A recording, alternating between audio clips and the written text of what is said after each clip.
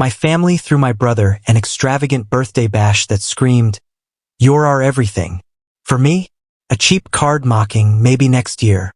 That's when I snapped, packed a bag and bought a one-way ticket out of there, leaving everything behind.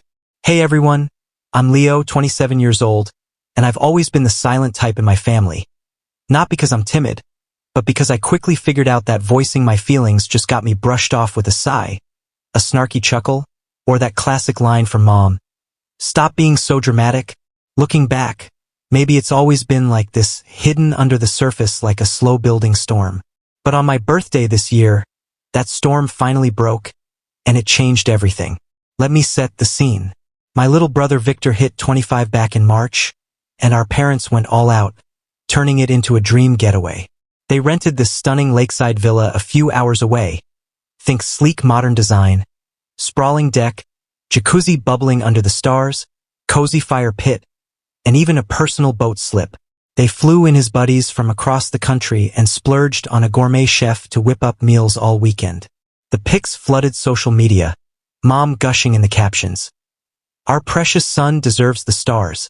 Celebrating Victor like the champ he is, shots of them toasting with bubbly, reeling in fish, dealing cards in heated games, and roasting marshmallows with grins all around.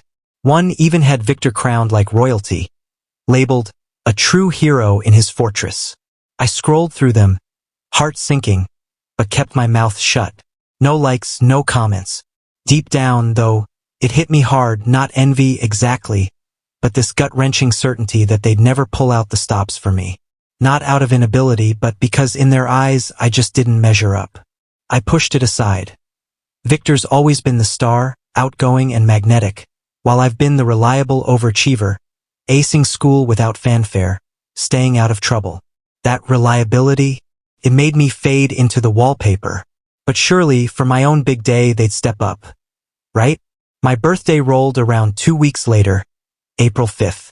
I kept my calendar wide open, skipping plans with friends, holding out for whatever surprise might be brewing.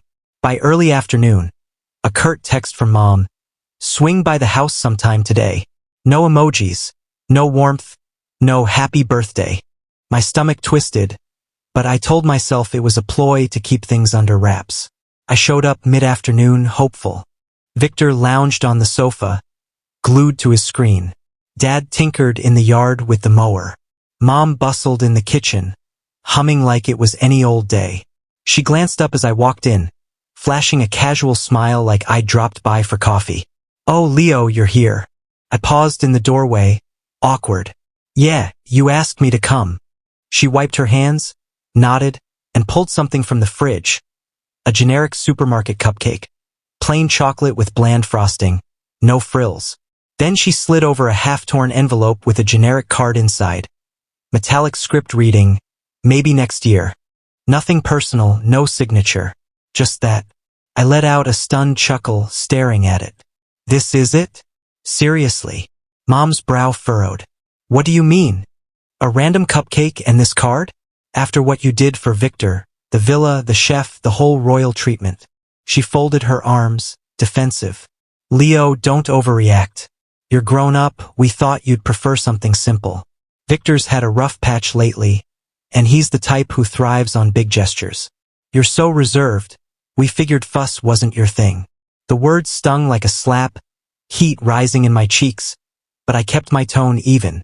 "It's not about the scale. It's the blatant favoritism." Her eyes rolled skyward. "There you go again, making it all about you. This is why we kept it low-key, you turn everything into a drama."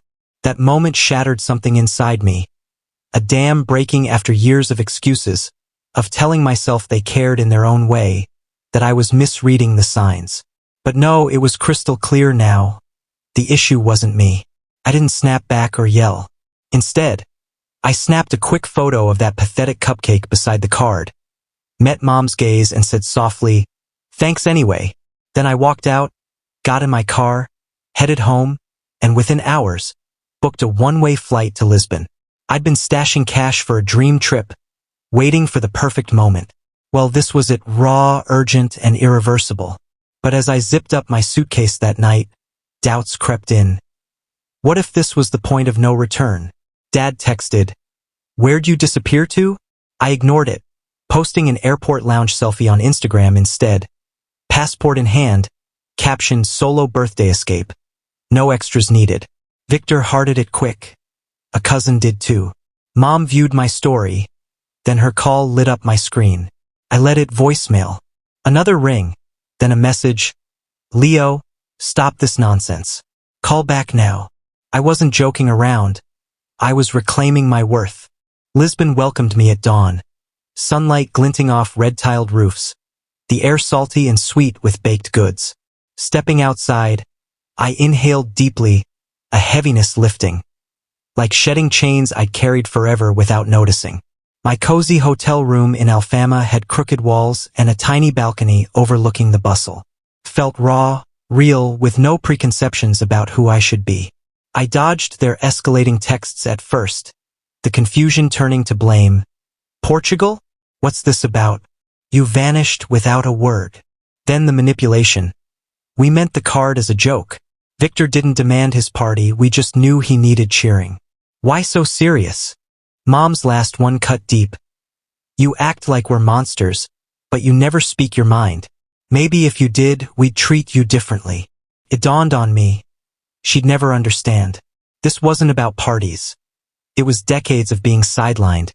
My voice echoing back as too much whenever I tried. By night 2, in a dimly lit Fadu bar, a singer's mournful tune washing over me, I finally replied to Dad. "I found a place where I count." Silence followed, but then Victor group texted, "Bro, what's your deal? Mom's losing it, grilling everyone about you." It was one cupcake. Man up. I didn't bite. Instead, I extended my trip 2 weeks, brainstorming adventures. Maybe hop to Spain? Work could wait. I'd banked vacation time for years. But was this freedom? Or just the calm before a bigger storm? Support trickled in unexpectedly. An aunt DM'd, "Europe suits you. Treat yourself, and I'll run interference if needed." Cousin Greg messaged, "Dude, your 18th was a card and pat on the back. Victor got wheels. You're not imagining it." Validation hit like a wave. I wasn't the villain here. Space clarified everything.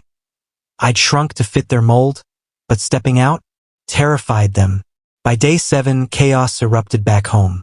Mom's vague Facebook post, "When kids ghost you, the world's gone mad." Comments poured in, relatives probing, one tagging me. I countered with a sunny cafe pic. Best gift, tranquility. Calls flooded. Then my boss texted, "Your mom's calling the office frantic.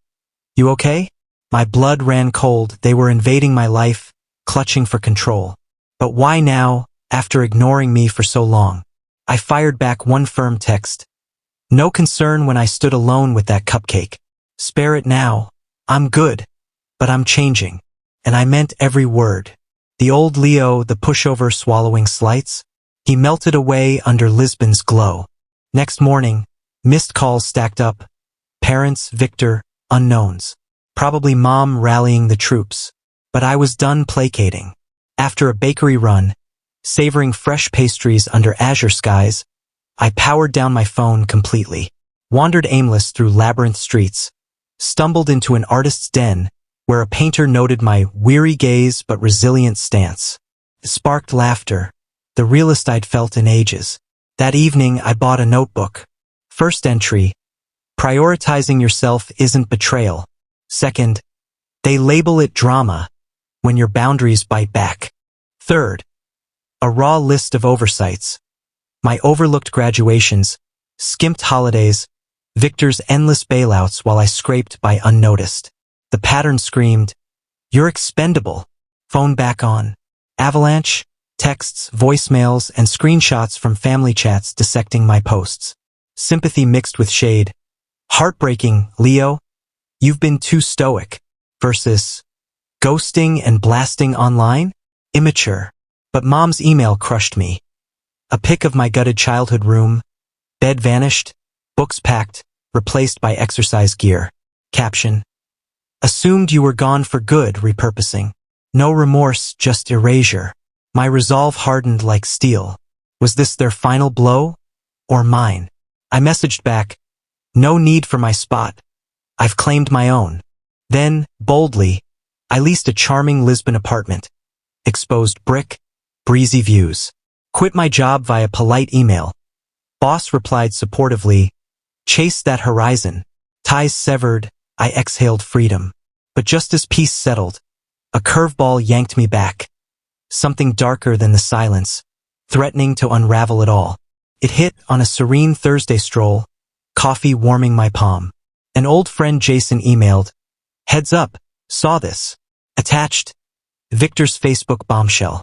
Caption, real family sticks through the tough stuff, not bolts at the first snag. Stepping up for mom and dad post Leo's abandonment. Photo, my room stripped bare, repainted dull.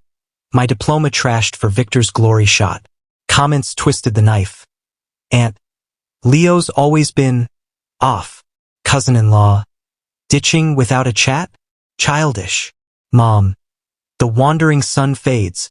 The loyal one forges ahead. Numbness gave way to fury. They were rewriting history, painting me as the deserter, Victor the savior. Betting on my silence to let their lie stand. No more. I crafted a measured post. No rage, just facts. For anyone hearing whispers about me, here's the unfiltered truth. I didn't flee. I stopped chasing crumbs of validation from those who raised me but never truly saw me. Victor's birthday? Lavish villa, chef extravaganza. Mine? Lone cupcake, card taunting maybe next year. Voiced my hurt? Labeled oversensitive.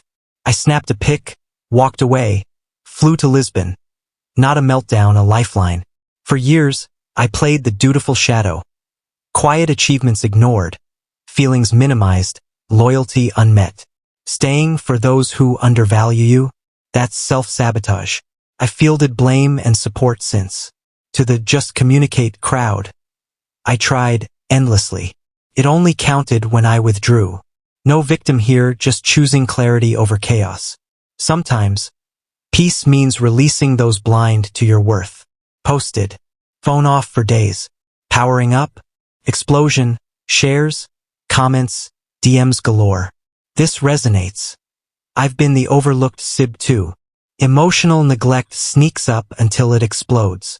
Brave words for the silent sufferers. Standout. Cousin Danielle. Always sensed the imbalance. Sorry I stayed quiet. I see you now. Proud you escaped. Backlash came. Mom. Some parade scars instead of mending. Victor. Enjoy your sympathy spotlight, victim. I tuned it out. Life bloomed. Writing group, freelance gigs, new pals who valued me raw. Then, a publisher's email. Your post moved us? Memoir potential? Hesitant at first, but those echoes from others? They convinced me. My story mirrored countless quiet battles. A year on, maybe next year, claiming your spotlight launched worldwide. Dedication. To the overlooked with half-hearted cards. Your worth waits for no one. Parents ghosted. Victor sniped once. Worth the fame. Silence from me. It wasn't about spotlight. It was truth's triumph over shadows. Now, in my sun-drenched Lisbon haven, I write, connect, thrive. Not flashy, but fully mine. Come April 5th, I indulge in a decadent cupcake, candles ablaze, note tucked in, celebrate yourself, today, always. And damn, it feels true.